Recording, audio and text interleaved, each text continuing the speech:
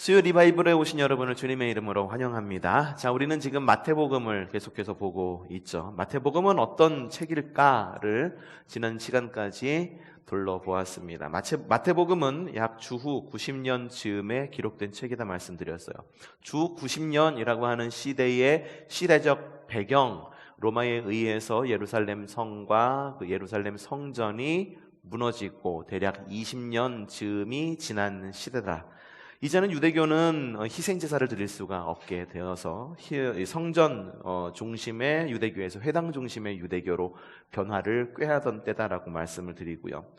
제사장 그룹이 사라지고 랍비 그룹이 크게 성장한 시기가 바로 마태복음이 기록된 시기다라고 말씀을 드렸어요.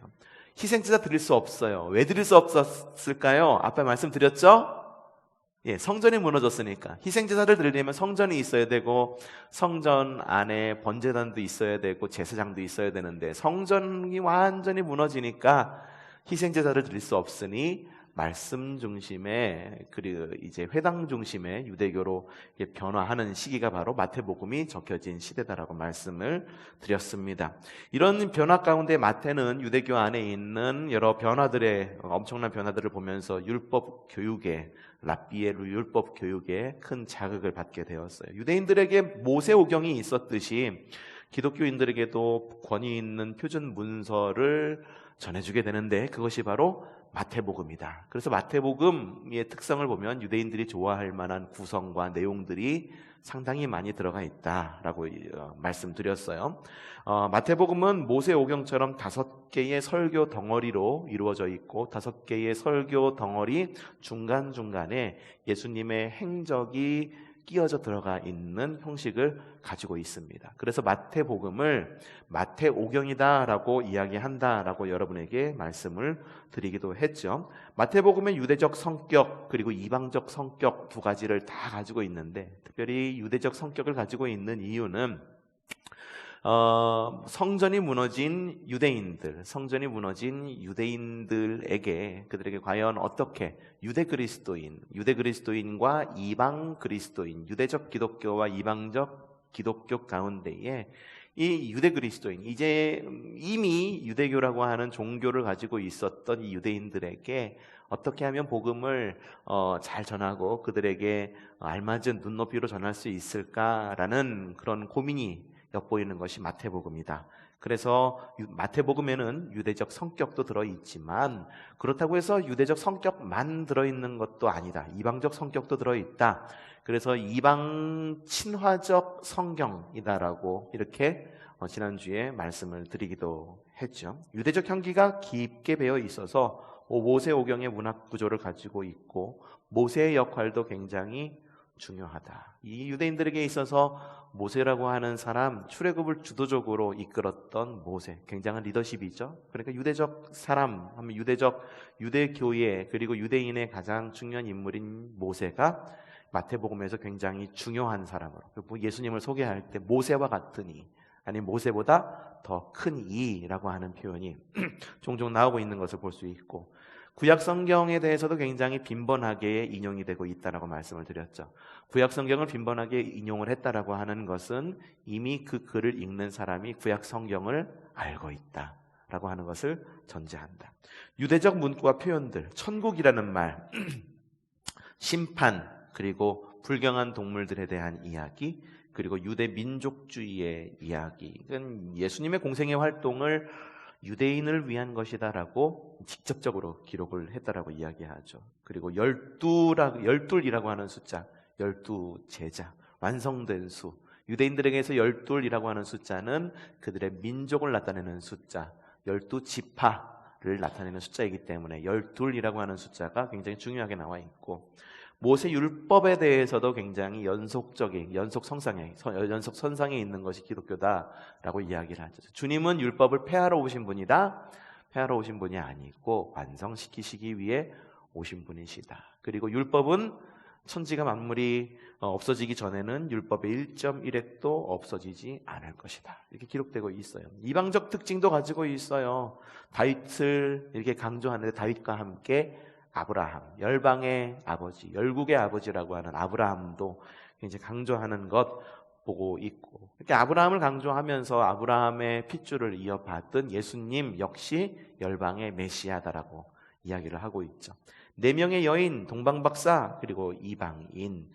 유대인의 족보에는 여성의 이름이 오르는 일은 거의 없지만 누가의 족보를 보더라도 모두 남성이지만 마태복음에 나오는 족보에는 4명의 여성이 등장을 하고, 우리아의 아내 밧세바는 이제 이방인에게 시집간 여인, 결혼한 여인, 시집갔다라는 말 요즘에 쓰면 안 되고 결혼한다라는 말을 써야 된다고 합니다. 참고로 생각하시면 되시고요. 결혼한 여인도 이렇게 이야기하고, 백부장도 이야기가 나오죠. 백부장의 믿음이 대단합니다. 하인을 예수님께서 고쳐주실 것을 믿었는데 오시지 않으셔도 돼요. 말씀만 하시면.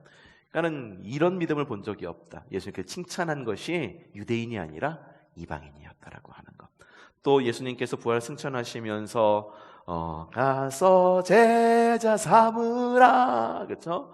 가서 제자 삼으라. 모든 민족을 제자로 삼는 아버지와 아들과 성령의 이름으로 세례를 주고 내가 너희에게 분부한 모든 것을 가르쳐 지키게 하라.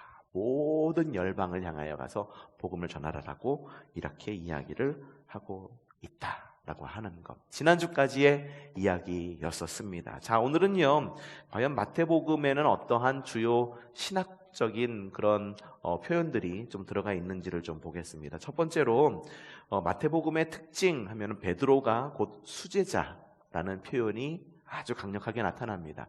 우리가 베드로 하면은 우리가 가지고 있는 이미지 역시 베드로는 수제자, 12제자들 가운데에 가장 뛰어난 제자라고 하는 이미지를 가지고 있어요. 그 이미지가 어디서 만들어진 거냐 하면 바로 마태복음에 나와 있는 베드로의 모습이다라는 거죠. 베드로를 가장 중요한 제자로 부각시킵니다. 자, 마태복음 10장 2절에 이렇게 적혀 있죠. 읽어보죠. 시작. 네. 12사도의 이름은 이러하니 베드로라 하는 시몬을 비롯하여, 이러면서 베드로를 먼저 이야기를 하고 있어요. 다른 복음서 역시 베드로를 먼저 소개하기는 합니다. 하지만 마태복음의 다른 점이 뭐냐 하면 베드로라 하는 시몬을 비롯하여 라고 하는 우리말에는 번역이 되지 않았지만 헬라어 성경을 보면은 어떻게 적혀 있냐면 12사도의 이름은 이러하니 첫째로 베드로라 하는 시몬을 비롯하여 라고 기록이 되어 있다라고 합니다. 그러니까 첫째로 라고 말하는 것은 뭔가요? 그 중에서 대표격을 가지고 있다라고 하는 거죠. 옛날에 우리나라도 그랬죠. 아내의 이름을 부를 때, 남편의 이름을 부를 때 어떻게 불렀었나요? 첫째 이름 넣어서 불렀었죠. 그렇죠? 철수 엄마, 영희 아빠, 첫째 이름을 불러서 불렀다라고 하는. 그러니까 이러한 모습들, 첫째로라고 하는 부분들이 베드로에 대한 어떤 그런 12제자들 가운데에서도 베드로를 굉장히 수제자, 그리고 으뜸 가는 제자로 표현하고 있다. 그 가장 유능한 제자로 부각하고 있어요. 성경에 보면은 그 예수님 우리가 지난번에 우리 설교를 들었죠. 주일날 설교를 들었죠. 풍진 세상을 이겨냅시다. 그런데 첫 번째, 두 번째 설교가 이 마가복음에 나타난 이 베드로, 이렇게 풍진, 이 바다 가운데 역풍을 맞는 바다의 모습을 그렸을 때 첫 번째 그런 풍진 바다에서 만난 제자들의 모습, 예수님께서 고물 아래서 주무시고 계셨을 때의 제자들. 두 번째 풍진 바다에서는 예수님께서 산으로 기도 가시고 하러 가시고 제자들은 바닷 가운데 홀로 남아있는 모습. 두 번째 나와 있는 기사에서 제자들이 풍진 바다, 역풍을 맞아가고 어찌할 바를 몰랐을 때에 예수님께서 그들에게 찾아오십니다. 마가복음에는 그냥 그들이 막 어려움 가운데 있었을 때에 예수님께서 찾아오셨다라고 이야기하는데 마태복음에는 뭐가 하나가 첨부가 되어 있어요. 자, 어떤 건가 한번 읽어보죠. 시작. 주여 만일 주님이시거든 나를 명하사 물 위로 오라 하소서 하니. 이게 어떤 건지 아시죠? 예수님께서 바깥에서 이렇게 걸어오니까 제자들이 얘가 귀신이야 뭐야 막 이렇게 막 이게 막 혼란한 틈을 탔는데 제자들이 보니 이 베드로가 보니까는 주님이시다라고 하는 거죠. 주님이 풍랑 가운데 이렇게 걸어오시니까는 수제자인 베드로가 그러는 거만 주님이십니까? 그래 나다. 주님이시거든. 나도 이 풍랑을 걸어가게 해주세요. 와라. 그러니까 베드로가 어떻게 합니까? 나를 명하사 물 위로 걸어가게 하세요. 정말로 물 위를 걸어가는 제자의 모습. 이렇게 그려지고 있는 것을 볼 수 있죠. 다른 복음서에서는 이 기록이 되어 있지 않아요. 이 무리를 걷는 베드로의 모습은 마태복음에만 기록이 되어 있습니다. 자, 베드로에 대해서 이렇게 굉장히 중요한 제자이고 첫째 가는 제자다라고 마태복음에는 적혀 있는데 역사와 다른 성경과 외경에는 어떻게 적혀 있을까? 초대 기독교 문서들 가운데에는요, 베드로는 수제자라는 기록이 전혀 나와 있지 않습니다. 전혀 나와 있지도 않고, 요한복음에는 어떻게 되어 있냐면 베드로보다도 누가 더 부각이 되는지 아십니까? 요한복음에는 누가 더 부각이 될 것 같습니까? 요한복음에는 누가 더 부각될 것 같습니까? 요한이 더 부각이 돼요. 요한이 그래서 요한에 대해서 주님께서 말씀하실 때 사랑하는 나의 제자라고 말하면서 이렇게 보듬고 품어주는 요한의 모습이 나옵니다. 그 외경도 있어요. 자, 외경이라고 하는 것은 우리가 가지고 있는 성경, 우리가 가지고 있는 이 성경의 정경으로는 받아들이지는 않았지만 아깝게 어떤 결격 사유가 있어서 탈락한 그 책을 외경이다라고 이야기했죠. 그것보다 좀 더 탈락할 요소가 많은 거를 위경, 이렇게 이야기한다라고 또 이야기를 드렸는데, 그 외경들 가운데에는 마리아 복음이라는 것도 있다라고 그래요. 그 마리아 복음에서는요, 어떤 제자가 더 중요한 제자라고 적혀 있을까요? 자, 요한복음에는 요한이 중요한 제자로 적혀 있습니다. 그리고 외경인 마리아 복음에는 누가 더 중요한 제자라고 적혀 있을까요? 마리아가 훨씬 더 중요한 제자. 마리아가 제자였나요? 12제자였나요? 아니잖아요. 그렇죠? 근데 12제자는 아니지만 정말 마리아가 정말 대단한 제자다라고 하는 기록이 외경인 마리아 복음서에서는 나오고 있다라고 하는 거예요. 자, 그러면은 왜 마태복음에서는 베드로는 곧 수제자다라고 그렇게 기록이 되어 있었을까요? 신학자와 역사학자들이 연구하고 추측한 내용입니다. 자, 첫 번째 부름받은 제자라서 베드로가 유능한 제자라고 일컬음을 받았을까요? 베드로가 첫 번째로 부름받았나요? 확실한가요? 아니에요. 첫 번째 부름받은 제자는 누구냐 하면은 안드레입니다. 그리고 안드레가 부름받고 안드레의 부름에 안드레가 너도 한번 와봐 라고 해서 전도받은 사람이 바로 베드로예요. 전도받은 사람이 베드로입니다. 베드로는 예수님의 부름을 직접 받은 일이 있을까요? 없을까요? 없어요. 예수님께 직접 너 와, 내 제자 삼을게 라고 부름받은 일이 없습니다. 자, 그러면 마태는 왜 헬라어 성경에서는 첫째로 베드로요 라고 말하면서 베드로를 이렇게 큰 인물로 삼았을까? 자, 첫 번째 이유는 1세기 말에 초대 교회는요, 유대적 기독교와 그리고 이방적 기독교가 같이 이렇게 성장하던 시대였었어요. 근데 초대 기독교 그 시기, 이 마태복음이 쓰여진 요 시기는 어떤 시대였었냐 하면은 예수님의 12제자 이외에 또 다른 사도 한 명이 엄청나게 활발하게 활동하던 시기야. 누구였을까요? 바울이 굉장히 활동을 열심히 했습니다. 1차, 2차, 3차 전도여행까지 가면서 바울의 선교 대상은 누구였을까요? 유대인이었을까요? 이방인이었을까요? 이방인이에요. 그러다 보니까는 이 이방인을 중심으로 한 이방 기독교가 굉장히 급속도로 발달했을 것이다. 발달하면서 심지어 이 이방인 그리스도인이 모였던 그 공동체에서는 심지어 이 바울을 베드로라고 그랬나요? 바울을 하나의 신성을 가진 그런 사람으로 이렇게 여기는, 예수님의 수제자로 여기기 시작을 했어요. 바울이 그래서 초대교회 가운데 굉장한 영향력이 점점 커지기 시작했어요. 자, 그렇다면 유대적 기독교는 어땠을까요? 자, 유대적 기독교가 가지고 있는 가장 큰 메리트, 그리고 그들이 가지고 있는 가장 큰 무기가 뭐였냐 하면은, 너희 12명의 12제자들이 이방인이었어? 유대인이었어? 물었을 때에 12제자는 유대인이었거든요. 유대인 12제자, 근데 12제자가 가지고 있는 가장 큰 메리트는 뭐냐면 예수님을 직접 만난 제자들이라고 하는 거예요.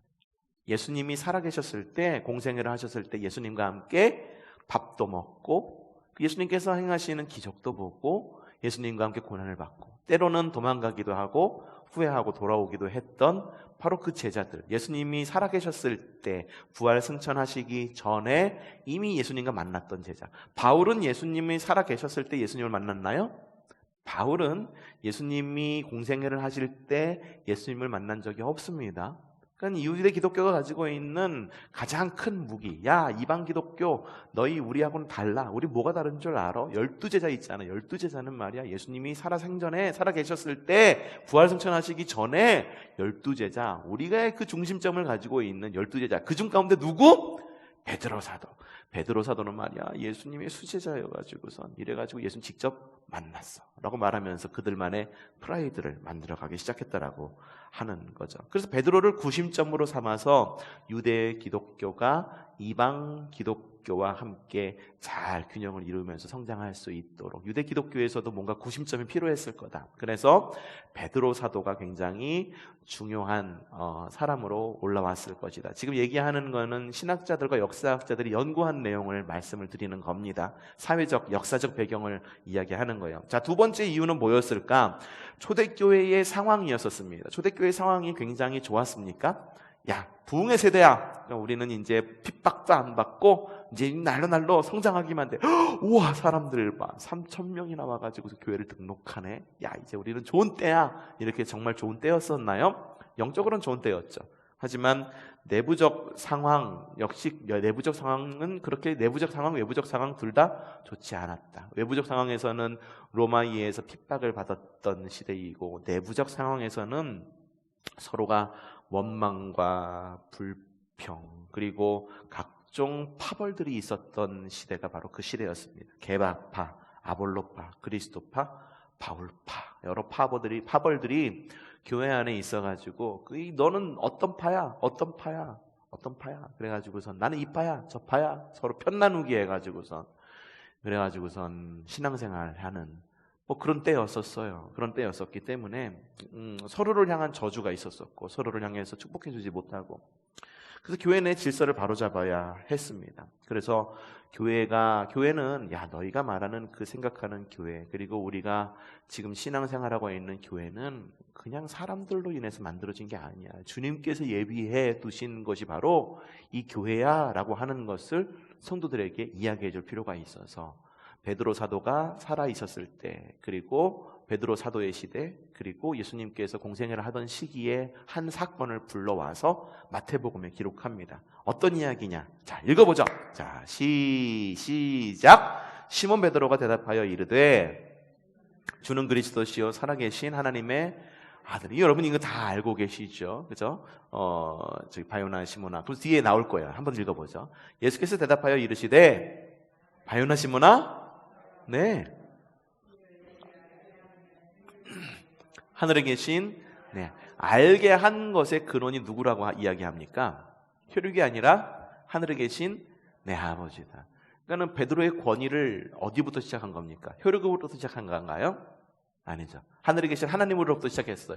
그 다음에 그 뒷이야기 읽어볼게요. 시작. 또 내가 내게 너는 베드로라 내가 반석 위에 내 교회를 세우리니 음부의 권세가 대단해요. 베드로라고 하는 피터라고 하는 말은 페트라라고 하는 말에서 비롯된 말인데요. 페트라라고 하는 것은 이 헬라어로 반석이라는 뜻입니다. 반석. 그래서 야, 또 내가 너에게 이르되 너의 이름은 베드로, 너의 이름 반석이잖아. 그치? 네, 맞아요. 내가 너의 그 반석 위에 교회를 세우겠다라고 이야기해요. 그러니까 베드로 위에 교회를 세우겠다. 그래서 지금도 가톨릭에서는 교황에 대해서 이야기할 때 1대 교황을 누구를 이야기하는지 아십니까? 베드로를 이야기해요. 1대 교황은 베드로, 2대, 3대. 그래서 지금의 교황이 몇 대 교황인가요? 저도 잘은 모르겠는데 그 교황의 권위가 어디서부터 오는 거냐 하면은 예수님께서 베드로에게 주신 그 첫 번째 교황의 권위를 이어받는 것으로 생각을 합니다. 그래서 교황이라고 하는 권위는 사도의 권위를 가지고 있어요.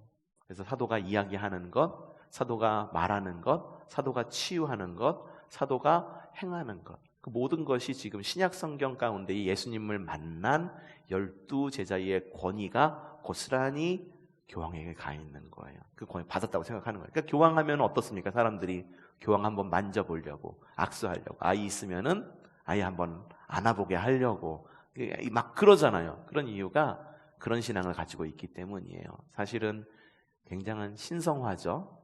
필요 이상의 신성화입니다.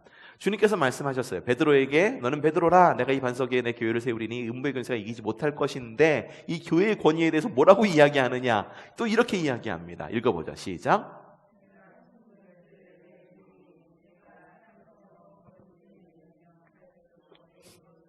내가 땅에서 무엇이든지 풀면 하늘에서도 풀리라. 야, 베드로에게 준 권위가 어떻습니까? 엄청난 거예요. 그야말로 엄청난 거예요. 예수님께서 주님의 기도를 가르쳤을 때 뜻이 하늘에서 이루어진 것까지 땅에서도 이루어지다라고 이야기했는데, 베드로에게 준 권세는 뭐냐면 네가 땅에서 매면 하늘에서도, 완전히 방향이 완전히 바뀌었어요. 하늘에서 이루어진 것이 땅에서도 이루어지는 주님의 기도와는 완전히 다른 방향성을 가진 베드로에게 그런 하나님이, 예수님이 그런 복을 주셨다라고 마태복음에 그렇게 기록되어 있다라고 하는 거예요. 그러면서 말한 것이 뭐냐면 교회의 신성을 이야기한 거예요. 야, 너희 교회 안에서, 교회가 이렇게 소중한 거니까는 교회 안에서 너희 싸우지 마. 너희 그리스도의 몸이잖아. 교회는 이렇게 신성하고 좋은 곳인데 왜 그렇게 싸우고, 왜 원망하고 불평하고 파벌 만들어갖고 교회를 어지럽게 하니?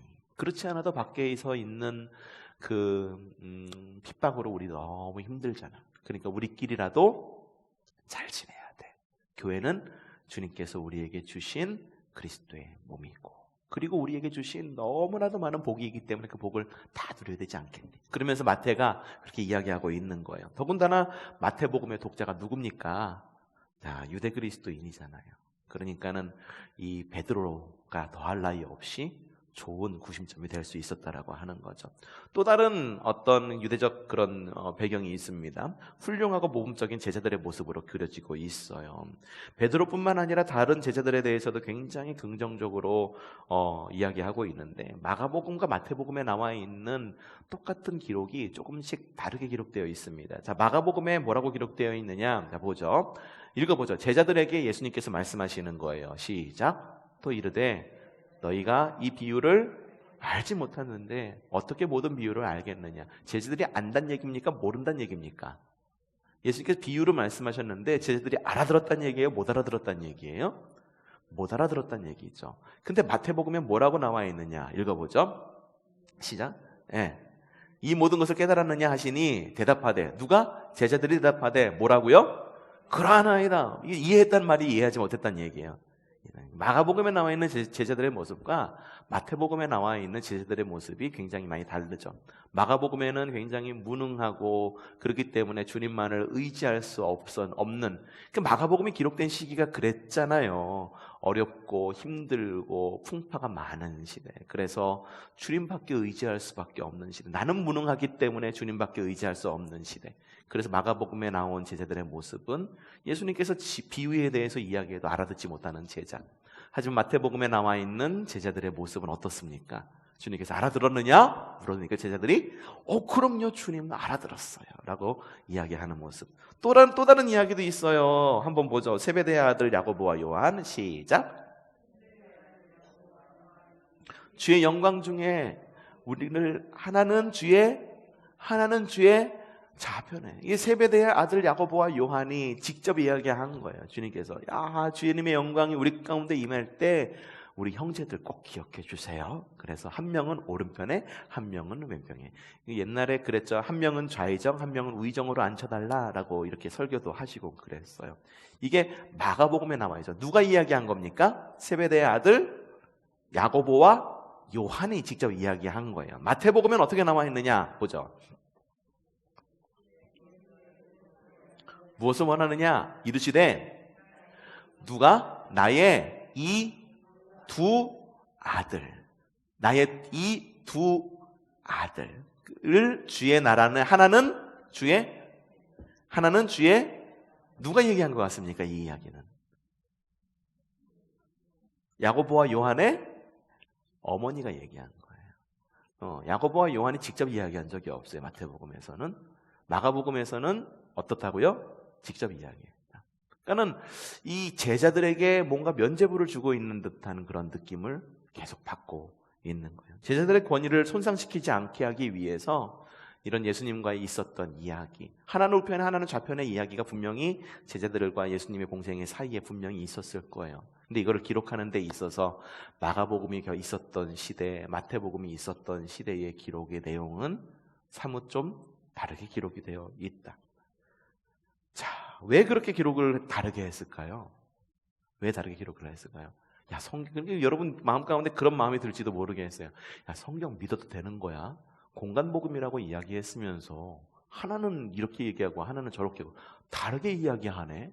우리의 성경은 믿을만 한 건가? 혹시 그렇게 생각하시는 분이 계실까? 좀 우려가 되긴 하는데, 이건 왜 그렇게 기록이 되어 있냐 하면은 당시 초대교회의 실제적 지도자들이었었다라고 하는 거예요.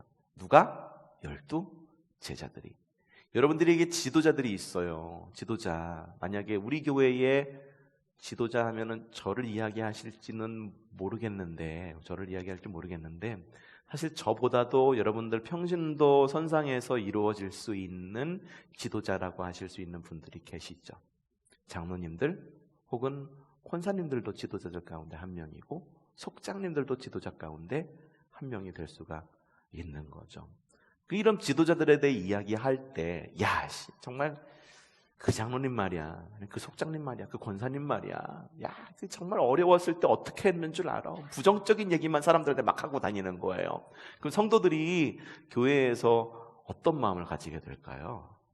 좋은 긍정적인 이야기. 야, 내가 빨리 커가지고 그 자리에 올라가고 내가 뭐가 변형시켜야겠어. 막 그런 어떤 열정을 가지게 될까요? 아니면은 교회에 대해서 야, 무슨 교회가 이래. 나 교회 실망했어. 나 이 교회 안 나갈래. 이런 마음을 가지게 될까요? 예, 두 번째 마음을 가지게 되겠죠. 그렇죠? 그러니까 우리가 지도자들에 대해서 이야기할 때, 교회 리더십들에게 이야기할 때, 만약에 그 구심점을 갖다가 정말 잘 잡고 싶다고 한다면 서로가 서로에게 오지랖이 되어줘야 되는 거예요. 뭔지 아십니까? 오지랖이라고 하는 게 지난번에 말씀을 드렸을 거예요. 한복에는 밑으로 내려가는 부분, 위로 올라오는 부분이 있다라고 말씀을 드렸는데, 위로 올라가는 부분이 오지랖이래요. 그래서 오지랖이 넓으면 넓을수록 밑에 내려가는 부분을 더 많이 덮어주는 거예요. 오지랖이 적을수록 밑에 내려가는 부분을 적게 덮겠죠. 그렇기 때문에 오지랖 넓은 사람이다라고 이야기하는 것은 뭐냐 하면은 우리 굉장히 부정적인 말로 쓰이는 말이기도 하지만 긍정적인 말로도 생각할 줄도, 다른 면으로 생각할 줄도 알아야 돼요. 아, 저 사람은 오지랖이 넓어. 아, 저 사람은 누군가의 단점을 보고 누군가의 어려움을 봤을 때 덮어줄 줄 아는 사람이구나 라는 그런 마음도 가질 수 있어야 된다고 하는 거죠. 초대교회 시대에도 그랬어요. 초대교회 시대, 그 어려운 시대를 지내면서 지도자에 대해서 이야기하는데, 교회 실제적인 지도자, 현직이거든요. 현직 지도자에 대해서 이야기하는데, 야, 베드로가 말이야, 어땠는 줄 알아? 실제 네 수제인 줄 알고 있었지? 아니야. 이러면서 딸은 막 이렇게 깎아내리고 그러면은 교회에 도움이 되나요? 도움이 되지? 절대 되지 않아요. 알지? 너희 야고보와 요한, 그때 말이야, 야고보와 요한이 예수님한테 쫓아다니면서 하나 오른편에 하나 왼편에 그렇게 얘기했대. 아니면 이것보다, 아니면은, 야, 그 어머니가 좀 이렇게 좀 걸러서 이야기한 거야 라고 이야기하는 것과, 이게 거짓말이라고 하는 것이라고 이야기하는 것과는 차원이 다른 이야기인 거예요. 그 당시에는 너무 어려운 시대였고, 그리고 굉장히 좀 다른 환경 가운데 있었기 때문에, 그렇기 때문에 좋은 점을 보기 위해서 노력을 한 흔적이 아닐까, 이렇게 신학자들이 그렇게 연구를 하고 있다라고 하는 거죠. 무흠한 사람이 있습니까? 무흠한 사람 없습니다. 여러분들 무흠하십니까? 없어요. 무흠한 사람 아무도 없어요. 목사는 무흠할까요? 무흠하지 않아요. 참 애매한 표현이 바로 무흠이라고 하는 어떤 그런 표현이에요. 그래서 우리 장로님들, 권사님들 이렇게 권사 받을 때, 장로 받을 때 뒤돌아가죠. 우선 한번 이 장로님들, 권사님들 반대하시는 분 손 들어보세요 라고 하는데, 그 누구도 하나 손 안 들죠. 왜 안 들까요? 정말로 그분이 무흠해서 안 드는 걸까요? 전 그렇게 생각하지 않아요. 목사님들 목사연수 받을 때 다 목사님들 뒤돌아요. 그리고 목사연수 받기 전에 이분이 목사연수 받는데 반대하시는 분 있으십니까? 라고 직접 물어봐. 연회에서 그 수천 명의 사람들이 모인 그 연회에서 손드는 사람이 있는 거 보셨어요? 대부분 없죠. 물론 그 가운데 손드는 이게 안 돼요. 정말 안 되는 사람은 반대를 해서라도 긋고 말리기도 합니다. 대부분 손 안 들어요. 안 드는 이유가 그 대상자가 정말 무흠하기 때문에 안 드는 걸까? 전 그렇게 생각하지 않아요. 그 사람과 비춰봤을 때 내 모습은 또 어떤가라는 생각이 자동적으로 들게 되는 거예요. 그러니까 여러분, 교회에서 권사님 세울 때, 장로님 세울 때 뒤돌아서 가지고선 우리 서로 장난하잖아요. 그래서 손 들어보세요. 그러면 이러면서 괜히 손 드는 척하고 손 드신 거예요? 물어보고 장난도 하고 그러는데 사실은 무음한 사람은 아무도 없다. 예수님의 제자들 역시 마찬가지였었어요. 흠이 많았죠. 베드로는 결정적인 흠이 있었죠. 어떤 흠? 3번이나 예수님을 부인하고 난 몰라! 도망갔던 베드로. 그럼에도 불구하고 베드로는 현직 어쨌든 지도자였고 그렇기 때문에 그러한 흔적들, 어떤 지도자를 좋은 점을 더 보완시키고 나쁜 점을 어떻게 좀 덮어주기 위한 그런 흔적들이 마태복음에 보이는 것이 아닌가, 이렇게 신학자들, 역사학자들이 추측을 하고 연구를 했다고 하는 거죠. 뭔 말인지 아시겠죠? 자, 두 번째 마태복음의 주요 신학적 특징이 있는데 뭐냐 하면 이 복음서는 행함의 복음서입니다. 신약 성경 가운데 이 행함을 강조하는 문서는 야고보서예요. 야고보서에는 행해야 된다 이라고 이야기를 합니다. 야고보서와 함께 행함의 믿음을 강조하는 책이 바로 마태복음이에요. 행함이 굉장히 중요합니다. 여러분, 믿음으로 구원받죠? 그렇죠? 근데 믿음으로 구원받는데 행함이 없는 믿음은 어떤 믿음입니까?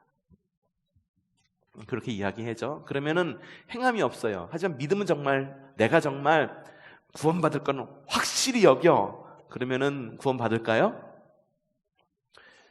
글쎄요. 성경에는 이 두 가지 이야기가 다 적혀 있어요. 믿음으로 구원받는 거다, 아니면은 좀 믿음으로 구원받는다는 이야기가 나와 있죠. 근데 또 반대 이야기는 아니지만 보완된 이야기가 또 있습니다. 행함이 없는 믿음은 죽은 믿음이다라고 하는 이야기도 나와 있어요. 그래서 제가 생각할 때 그냥 상식적으로 생각하더라도 주님 열심히 믿고 나 하나 신앙 지키는 것 한 단계 업그레이드 되고 한 단계 성숙한 신앙인의 모습은 아마도 나 하나 신앙 지키기에 급급한 것이 아니라 함께 어울려서 사람을 살릴 줄 아는 신앙, 그리고 어울려 신앙할 수 아는 그 신앙이 더 성숙한 신앙이 아닌가. 우리 상식적으로 그냥 커먼센스 생각할 때도 우리 생각할 수가 있는 거죠. 그래서 행함을 굉장히 성경 안에서도 많이 강조를 합니다. 마태복음도 그 가운데 하나예요. 그래서 행함을 강조한 본문들이 있는데 이게 이제 이런 이야기들이 있죠. 좋은 열매에 대한 내용이 나와 있어요. 믿는다고 말만 하지 말고 그렇게 살아라. 마태복음에서는 이 세례 요한의 설교가 예수님에 의해서 다시 이렇게 선포가 되는 이렇게 모습이 나와 있어요. 세례 요한이 먼저 설교하고 그리고 예수님의 공생이 시작하시면서 다시 세례 요한의 설교를 끌고 와서 다시 선포하는 걸 볼 수가 있는데, 예수님과 그리고 세례 요한 둘 다 이야기하는 것이 좋은 나무에 대해서 이렇게 선포를 하고 있고, 그리고 직접 세례 요한과 예수님의 입을 통해서 이렇게 하고 있는데, 좋은 나무가 될 뿐만 아니라 좋은 열매를 맺을 줄도 알아야 된다. 건축자의 비유도 나옵니다. 반석 위에 집을 지어라 라고 이야기하면서 또 뒤에 뭐라고 이야기하고 있냐 하면은 말씀을 듣고 행하는 자라고 그렇게 또 뒤에 첨부를 해서 붙이는 것을 볼 수가 있죠. 또 뜻대로 행하는 자라는 말이 있어요. 뜻대로 행하는 자. 천국은 아버지의 뜻대로 행하는 자의 것이다라고 이야기하고 있어요. 천국은 아버지의 뜻대로 행하는 자의 것이다라고 이야기하고 있는 것은 다른 복음서에는 기록되어 있지 않다라고 이야기를 한다고 그래요. 그러니까 구원은 반드시 행함이 필요하다라고 기록하고 있는 것이 마태복음입니다. 최후 심판의 비유에서도 그렇습니다. 지극히 작은 자에게 행한 자가 복을 누릴 사람이다라고 이야기를 하고 있는 걸 볼 수가 있어요. 심판의 기준이 믿음입니까? 행함입니까? 마치 행함인 것처럼 그렇게 기록이 되어 있는 것을 볼 수가 있죠. 다른 복음서에는 최후 심판의 비유, 곧 지극히 작은 자에게 행한 자가 복을 누릴 사람이다라고 하는 기록이 없습니다. 이렇게 행함이 중요했던 이유가 무엇이었을까? 무엇이었을까? 이게 마태복음 그리고 야고보서가 가지고 있는 두 책의 공통점이 있는데 뭐냐면 이 마태복음과 야고보서는 둘 다 유대 기독교의 산물이라고 하는 거예요. 유대 그리스도인들이 읽을 수 있게끔 눈높이로 쓰여진 책이다라고 하는 거죠. 반면에 바울 서신은 이방 그리스도인들을 위한 책입니다. 그렇기 때문에 유대인들 하는 사람들은 어떤 사람이냐? 이미 신앙생활을 하고 있는 사람들이에요. 이미 신앙생활을 하고 있으신 사람들. 그러니까는 이미 신앙생활을 하는데 뭐가 문제가 됐을까 곰곰이 생각해 보니까 그게 문제가 됐을 것 같아요. 이미 신앙생활을 하고 있기 때문에 너희의 믿음, 그래 믿음 중요하지. 하지만 너희 믿음의 진실성을 좀 보여줬으면 좋겠어. 야, 교회 다닌다고? 그래, 교회 다니면은 사람들과 화목할 줄도 알고 이웃을 도울 줄도 알고 이웃을 사랑할 줄도 알아야 되는 너의 믿음의 진실성을 좀 보여줘야 되지 않겠니? 너의 믿음을 좀 보여줘! 라고 소리치고 있는 것이 바로 마태복음이다 라고 하는 거죠. 우리도 그렇잖아요. 신앙생활을 오래 하다 보면은 처음에 신앙생활을 했을 때 그런 마음은 어느 순간에 까맣게 잊혀지고 지금 나 하나 신앙 유지하는 게 굉장히 중요한 숙제로 남아있는, 그것만 남아있는 경우가 종종 있어요. 그럴 때 이야기하는 거예요. 뭐냐면 장로님, 권사님, 집사님 믿음의 좀 진실성 그리고 믿음을 좀 보여주십시오 라고 이야기하는 것과 같은 거예요. 권사님, 장로님, 집사님 혹은 목사님 혹은 전도사님, 우린 좀 다른 사람이잖아요. 다르면은요 좀 이웃을 사랑할 줄도 알고 그리고 다른 사람, 믿지 않는 사람, 비그리스도인들하고는 뭔가 좀 다른 삶을 살아야 되지 않겠어요 라고 말하는 뭐냐면 목사의 권면, 이 정도로 생각하면 어떨까라는 생각이 들기도 합니다. 자, 여러분 신앙생활 계속 지금까지 해오셨죠? 그렇죠?